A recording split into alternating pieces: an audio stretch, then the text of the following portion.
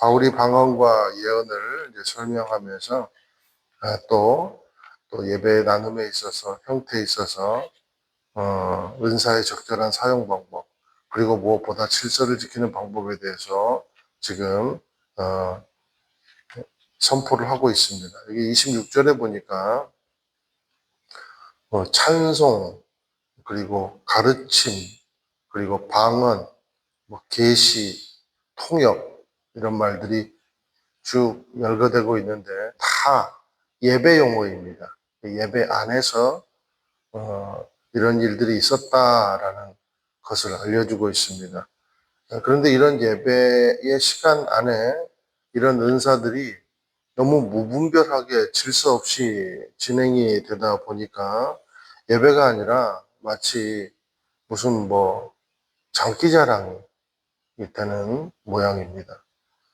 그러니 각기 교회를 이롭게 하기 위해 받은 은사가 오히려 교회의 덕이 되지 못하는 교만과 분열의 장소가, 무질서의 장소가 되더라는 것입니다.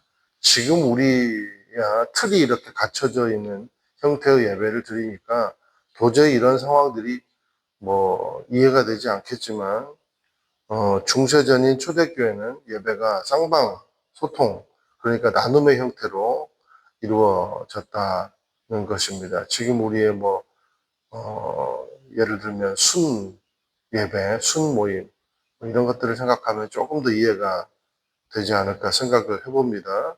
자, 그러다 보니까 여기저기서 무분별하게 예언하고 방언하고 가르치려 하고 완전히 무질서한 예배가 진행이 된 것입니다. 그래서 이제 27절에서 31절까지 내용을 살펴보니까 바울은 무질서한 이 예배에 질서를 부여하기 원했다는 것을 알 수가 있습니다.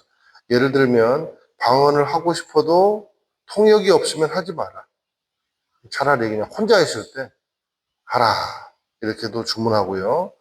또 공적 예배 때는 통역 없이 방언하지 말라. 그러면서 차례대로 하라. 이렇게 말씀을 하고 있습니다. 예언도 마찬가지입니다. 차례대로 하나님의 계시를 말해야지 이 사람 저 사람 자기가 받은 말씀을 막 마구잡이로 나누다 보면 사람들은 혼돈스럽게 되고 질서는 무너지게 되더라라는 것입니다. 그러니 그 좋은 은사를 받고도 성도를 위로하고 격려하기는커녕 혼란을 조성하게 된다는 거죠. 내가 먼저 방언하겠소. 가만히 있으시오. 나 지금 주님이 나에게 계시하셨어. 진짜 맞아? 그러면서 내 지금 하고 있는데 방에 내가 먼저 예언하겠다. 그리고 하나님이 나보고 먼저 하라 말씀하셨다. 이런 일이 왜 벌어지는가? 첫째, 열매가 바탕이 되지 못했기 때문입니다. 열매가. 그러니까 성령의 열매 없이, 그러니까 성령이 부어주시는 성품이 소멸되고 은사만 내세웠기 때문이라는 거예요. 그러므로 쭉 계속해서 우리가 말씀을 통해 알 수 있는 것은 열매가 바탕이 되어야 된다는 거예요. 성품이 바탕이 되어야 된다는 겁니다. 은사는. 그리고 두 번째는 성령의 통제를 받기보다 자기 안에 있는 의의 통제를 받기 때문에 이런 무질서한 일들이 벌어지더라라는 것입니다. 그러므로 명심해야 될 사실은 은사는 무슨 은사든지 기초는 성품이라는 겁니다. 성품. 그리고 무슨 은사든지 기초는 성령의 통제를 받아야 한다라는 것입니다. 여기 32절, 33절 한번 읽어보실까요? 시작.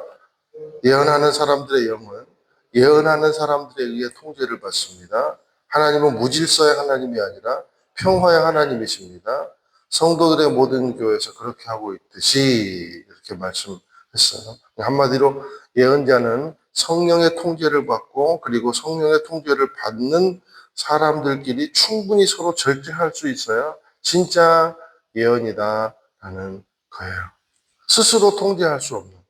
그래서 기다릴 줄 모르고 안달이 나 있는 것은 성령의 통제를 부정하는 것이고 성령의 역사하심을 거스르는 것인다는 것입니다. 자기가 성령을 앞서서 성령을 통제하겠다라는 그런 의미라는 것입니다.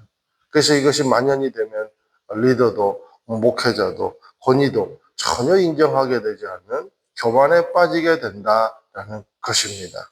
그러므로 무질서의 하나님이 아니라 질서의 하나님, 평화의 하나님을 우리가 늘 추구하는 것이, 바라보는 것이 교회의 질서를 지키는 길이다라는 것입니다. 은사보다 중요한 것은 질서다. 그리고 공동체의 유익이다라는 것입니다. 왜냐하면 하나님은 질서의 하나님이요 평화의 하나님이시기 때문입니다. 내 은사를 통해서 평화가 이루어지고 있는가? 내 은사를 통해서 하나님의 성품이 나타나고 있는가? 그러니까 진정한 은사는 하나님을 닮아간다는 거예요. 무질서한 은사는 자신의 죄성을 닮아간다는 거예요. 우리는 완전할 수 없습니다. 은사를 가졌다고 완전합니까? 그렇지 않습니다. 그러나 하나님과 밀접하다고 생각되는 은사는 결코 하나님의 속성을 비켜가진 않는다. 나는 우리 교회가 은사가 풍성한 교회가 되기를 예수님의 이름으로 축원을 드립니다. 그리고 그 은사들이 하나님을 앞서가지 않고 하나님을 비켜가지 않는 귀한 성품을 가진 은사가 되기를 예수님의 이름으로 축원을 드립니다. 우리가 잘하는 것, 우리가 하고 싶은 것, 우리가 자신 있게 할 수 있는 것이 생각나거든. 거기다가 늘 하나님의 성품을 대입시키십시오. 그게 교회의 질서를 유지하는, 하나님께 순종하는 귀한 길임을 알게 되시기를 주님의 이름으로 축원을 드립니다. 여기 지금 34절, 35절 보니까 기분 나빠서 저도 참 못 읽어드리겠어요. 여러분 기분 나빠하실까 봐. 여자는 막 조용히 해라. 집에 가서 말하고 교회에서는 한마디도 말하지 마라. 이렇게 들리니까 절대 그게 오해입니다. 이 말의 의미는 풀어보면 여자는 교회에서 나대지 마라.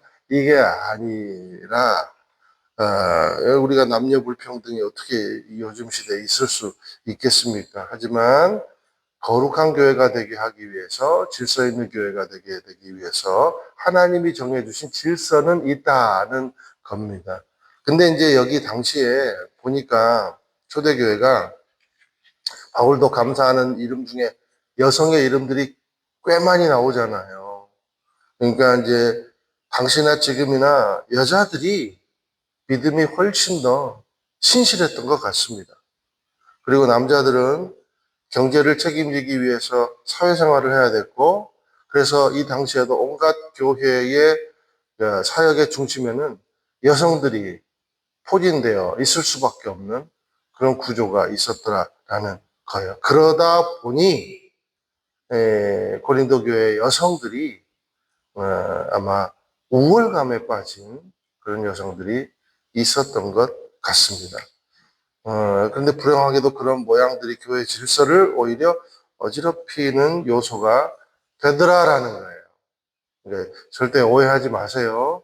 오늘 새벽 예배 괜히 나왔는데 그렇지 마시고 그렇다라는 거예요. 그래서 바울은 여자는 남편에게 복종하고 남편은 아내를 사랑하고 책임지라는 질서를 교회 안에서도 적용을 하기를 원했던 겁니다. 그러니까 우월감에 빠지지 마라. 네가 사역을 많이 하고 일을 많이 한다고 그것이 영성과 직결되는 것은 아니다. 그러니까 교만에 빠지면 안 된다라는 것을 가르쳐주고 있는 것입니다. 일을 많이 맡았다고 그 사람이 일을 적게 맡은 사람보다 영성이 훨씬 뛰어납니까? 남편이 밖에서만 일한다고 나는 교회 안에서 일하니까 그렇죠. 남편보다 내가 훨씬 더 하나님께 사랑받는 자입니까? 그렇지 않다라는 것입니다. 그것은 내 성품이 결정하는 거예요. 내 마음가짐이 결정하는 거고 내가 하나님께 얼마나 신실하냐가 결정하는 겁니다. 밖에서 일하는 것도 사명입니다. 안에서 일하는 것도 사명입니다. 우리는 어디서 움직이든지 사명 가지고 움직이는 거예요. 진짜 영성은요, 세상에서도 무너지지 않는 영성이 진짜 영성입니다. 그리고 어떻게 보면 목회자보다 여러분들이 더 영성이 있을 수 있어요. 우리야 뭐 안에서 안전한 공간에 늘 교회 안에 있잖아요. 그런데 성도님들은 어떻습니까? 교회 안에서 있지만 또 밖에서 세상과 함께 맞닥뜨려야 되고 전쟁해야 되는. 그래서 훨씬 더 깊은 영성은 오히려 하나님께서 인정하시는 영성은 세상에서도 무너지지 않는 영성. 그리고 진짜 영성은 자기 교만을 이겨낼 수 있는 영성이 진짜 영성이더라라는 겁니다. 저와 여러분의 영성이 우물한 개구리의 영성이 되지 않기를 주님의 이름으로 축원을 드립니다. 38절에 보니까 만일 누구든지 그러니까 성령의 인도하심을 받는 것을 인정하지 않으면 그도 인정받지 못할 것입니다. 그리고 40절에 보니까 모든 일을 적절하게 하고 또 질서 있게 하십시오. 그러니까 내가 인정한다고 영성이 아니에요.